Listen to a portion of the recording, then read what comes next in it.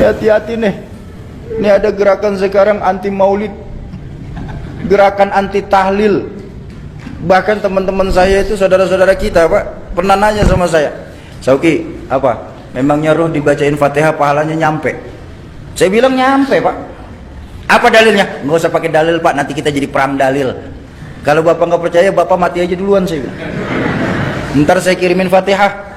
Kalau nggak nyampe, balik lagi kasih tahu. Loh, kalau khilafiyah kita perbesar Pak, sampai kiamat pun nggak akan selesai. Benar? Makanya Al-Quran memberikan jalan tengah. Apa jalan tengah yang Al-Quran ajarkan? Lana a'maluna walakum a'malukum. Jadi buat saya yang senang maulid kita di Pekanbaru, bagus, terusin. Baginda Nabi senang. Yang nggak suka maulid juga udah diam-diam aja Pak. Nggak usah pakai ngata-ngatain yang maulidan bakal masuk neraka. Dikit-dikit neraka, dikit-dikit neraka. Emang neraka punya bapak moyangnya? Hati-hati nih, hati-hati. Nih kita di tempat kita nih di Pekanbaru ini masih banyak ulama-ulama, masih banyak guru-guru. Dan mohon maaf Bapak Ibu, cari ulama dan tuan guru kita ini yang sanad keguruannya mutawatir, sambung menyambung sampai kepada baginda Rasulullah Sallallahu Alaihi Wasallam. Ini penting sanad keguruan nih. Makanya saya agak kurang setuju ketika ada yang bilang bahwa hukum Islam itu cuma dua, kembalikan kepada Quran dan Sunnah. Buat saya orang bodoh ini Bapak Ibu saya sekalian, buat saya orang bodoh ini, kalau kita mengambil hukum dari Quran dan Sunnah, terlalu pandailah kita Pak. Kenapa? Bahasa Quran itu terlalu luas untuk diterjemahkan Pak, kalau lewat terjemahan saja. Bahasa Quran dan hadis itu sangat luas kalau kita cuma memahami Quran lewat terjemahan. Satu contoh, mohon maaf, dalam Al-Quran yang diperintahkan itu cuma sholat. Betul apa enggak? Apa dijelaskan dalam Al-Quran sholat zuhur, asar, maghrib, isya, subuh? Di mana kita temuin? Hadis. Dalam hadis pun cuma dijelaskan 5. Tapi bagaimana mengerjakannya dijelaskan apa enggak? Contoh hadis yang paling gampang. Baginda Nabi bersabda dari Imam Ahmad, "Shallu kama ra'aitumuni usolli." Salatlah kamu sebagaimana kamu melihat aku salat. Ini kalau kita terjemahkan ya. Mohon maaf saya tanya, ada di sini yang pernah ketemu Rasulullah? Ada yang pernah duduk di belakang Rasulullah? Terus bagaimana kita tahu salatnya Rasulullah? Dari guru-guru kita yang ngajarin kita. Ini loh pentingnya. Makanya hukum Islam itu bukan cuma 2 tapi 4. Ada Quran, ada Sunnah, ada ijma, ada qiyas. Yang nggak ditemukan di Quran bisa kita temukan di hadis. Yang nggak ada di Quran dan hadis bisa kita temukan di dalam ijma. Yang nggak ada dalam ijma bisa diqiyas melalui ulama-ulama kita. Bayangkan untuk memahami untuk berijtihad satu hukum, ada syarat ijtihad Pak. Paling tidak dia harus hafal 30 juz, 114 surah, 6230 sekian ayat. Selesai? Belum. Dia harus tahu asbabun nuzul dari ayat tersebut. Selesai? Belum. Dia harus mengkhatamkan minimalnya 3 tafsir Al-Quran yang masyhur.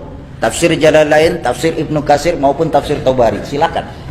Selesai? Belum. Dia harus belajar asbabun nuzul. Untuk tahu asbabun nuzul berarti harus belajar hadis. Untuk tahu kedudukan hadis kan harus belajar mustalahul hadis. Untuk tahu mustalahul hadis ya tentu harus belajar asbabul wurud. Untuk tahu asbabul wurud ya harus belajar fikih. Untuk tahu fikih ya ngaji sama ulama-ulama yang ada sekarang. Jangan ngajinya sama Mbah Google.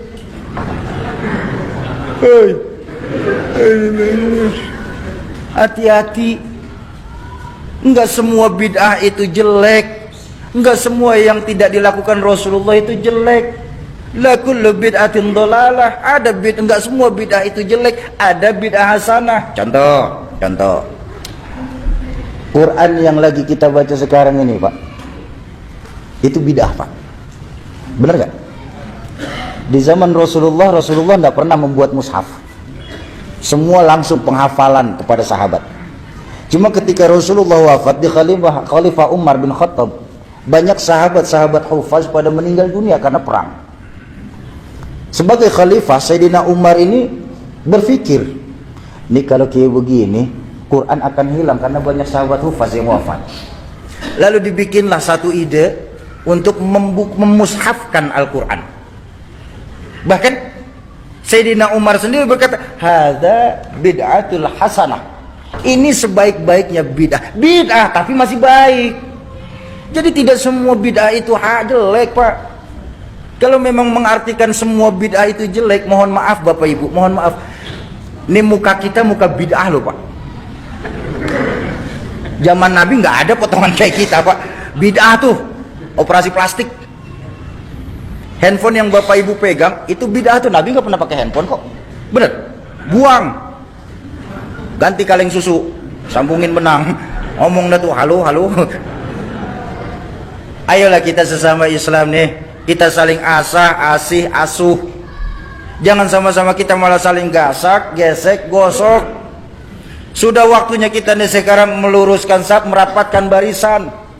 Musuh kita sekarang sudah jelas, Pak. Apa musuh yang paling nyata? Sekularisme dan liberalisme. Jadi selama mereka bersyahadat Tuhannya Allah, Nabinya Muhammad, merekalah saudara kita. Setuju? Jangan suka kita mengkafir-kafirkan. Ingat dakwah baginda Nabi itu mengislamkan orang kafir. Kok malah sekarang ini mengkafirkan sesama Islam? Ayo dalam berdakwah, yasiru wala tu'assiru. Kalau ada yang mudah jangan disulitin. Basyiru wala tunaffiru. Gembirain, jangan malah ditakut-takutin. Itu dakwah baginda Nabi. Kenapa beliau itu sukses? Karena beliau itu juga sebagai contoh dan panutan. Beliau sebagai contoh dan panutan buat kita. Jadi nggak bisa kita samakan dengan diri kita dengan baginda Nabi. Dan wajar ketika baginda Nabi itu diperingatin maulidnya, Pak. Jadi nggak ada istilah itu apa namanya, melakukan maulid itu bid'ah. Apa bid'ahnya? Oh, kita tambah kenal sama baginda Nabi. Ayo, bagaimana kita bisa tahu sejarah baginda Nabi kalau bukan lewat pembacaan sejarah baginda Nabi? Benar? Tuh Nabi Muhammad seorang manusia biasa, Soki. Ulama nggak ada yang maksum, Soki. Yang maksum cuma Rasulullah. Iya, saya setuju. Tapi kan ada sebuah makalah yang mengajarkan kita, laula murabbi ma araftu rabbi. Kalau saja tidak karena guru-guru kita ini, maka niscaya ditampan tidak akan kenal siapa Tuhan kita. Pertanyaan saya simpel, Bang. Di mana keimanan kita sebagai muslim? Yang ketika nanti di yaumil mahsyar, semua kita ini akan dimintakan pertanggungjawabannya. Sudah termaktub dalam surah Yasin, al-yauma nakhtimu ala afwahihim wa tukallimuna aydihim wa tashhadu arjuluhum bima kanu. Mulut dikunci, tangan berbicara, kaki bersaksi atas apa-apa yang kita lakukan di permukaan bumi Allah ini. Di mana, Bang, nilai keimanan kita sebagai muslim, Bang? Yang ketika nanti Allah Qadi Rabbul Jalil, Allah akan bertanya kepada masing-masing kita, kamu orang tampan yang katanya Islam, di mana posisi kalian ketika kalian tahu agamaku lagi dihina-hina?